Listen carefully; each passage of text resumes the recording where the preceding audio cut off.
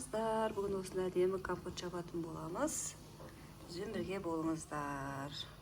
Үй ханымдары, қалайсыздар, қалай жағдайларыңыз? Шиенің сезоны басталып, біз де шиеден компот жасайық деп отырмыз. Бүгін екі түрлі әдіспен жауап көретін боламыз. Екіншісі пробный болады, кейін сіздермен результатымен бөлісетін боламын. Қазір бірінші әдісі бойынша жасаймыз, кейін екінші әдісін айтатын боламын.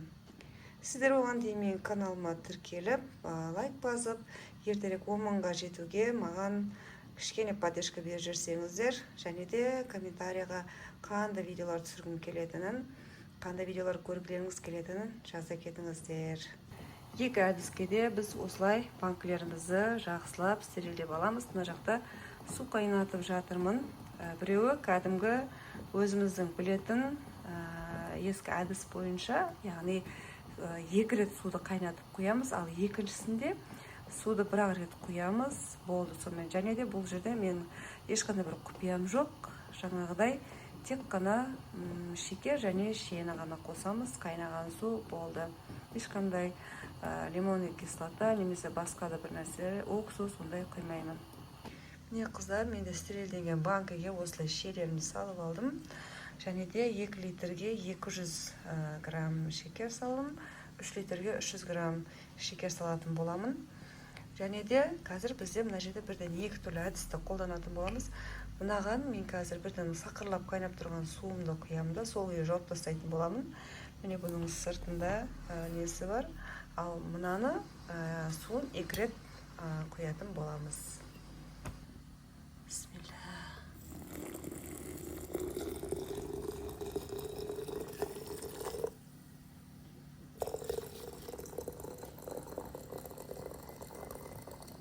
Суымыз сақырлап қайнап тұр.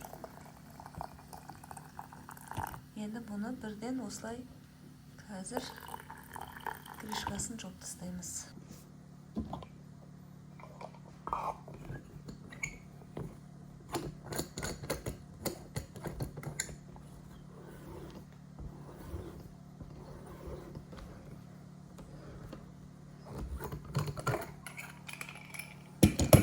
Осымен біздің бірінші әдісіміз бойынша компотымыз дайын болды. Мына түбіндегі шекерін осылай ары-бері қозғап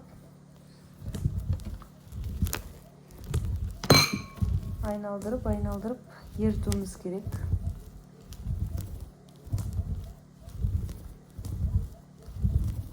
Мен қазір 2 банканы осы әдіс бойынша жауып көремін. Және де қалғанын өзіміздің классикалық бұрынғы әдістер бойынша жабатын боламыз. Және де кейін сіздермен тағы да результатымен бөлісетін боламын. Бұны тиктокта үйрендім. Бұны бірінші рет жасап көріп жатырмын. Өтірік айтпаймын. Мен әрдайым суын төгіп тастап, қайнатып, жаңағыдай суды қайтадан қайнатып, солай жасайтын едім. Бұл әдісті бірінші рет жасап көріп жатырмын. Сондықтан сіздермен бөліскім келіп тұр. Міне, уже шекері еріп кетті. Енді төңкеріп, жылы жерге қойып қоямыз. Енді екінші әдіс бойынша осылай стерилденген банкілерімізге шиелерімізді салып алдық. Осыған қайнап, кәдімгі сақырлап қайнап тұрған суымызды, қайнаған суымызды құямыз.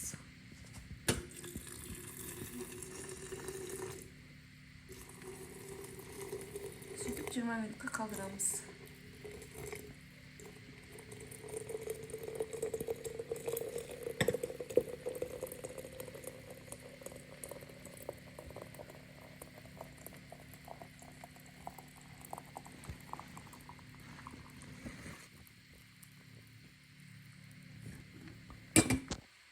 Стерилденген қақпақтарымызды жауып 20 минутке қалдырамыз.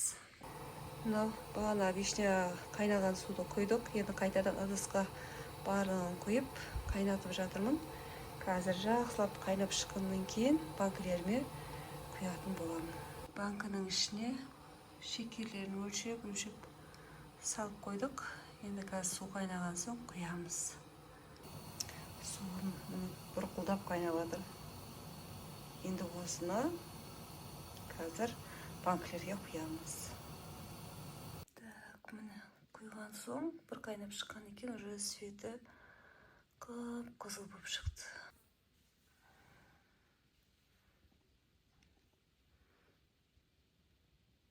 Түсі қып-қызыл болып шықты. Енді осыны орап қойып қоямыз. Сонымен біздің компотымыз дайын.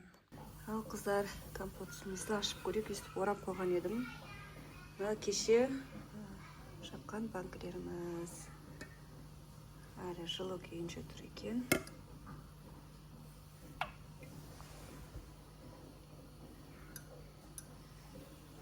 Енді тағы да бір-екі күн әлі қараймыз. Осындай әдемі болып шықты. Пока бәрі нормальный. Мынау кеше суын бір-ақ рет қайнатып құя салған банкымыз. Осы екеуі. Бұларда кішкене мынандай көпіршіктер тұр екен. Көреміз енді, бұны қарап тұру керек, оңай жерге қойып. Если бәрі жақсы болса, онда осылай жаба беретін боламыз. Если осы екеуі атылып кетсе, онда бұрынғы өзіміздің сенімді әдіс-тәсіл бойынша компот жабаймыз, иә. Бірнеше күннен кейін түсіріп тұрмын сіздерге арнайы осы видеоны. Қалай болады екен деген ой болып еді. Жоқ, Аллаға шүкір, мінекей компоттарым сол күйі тұр.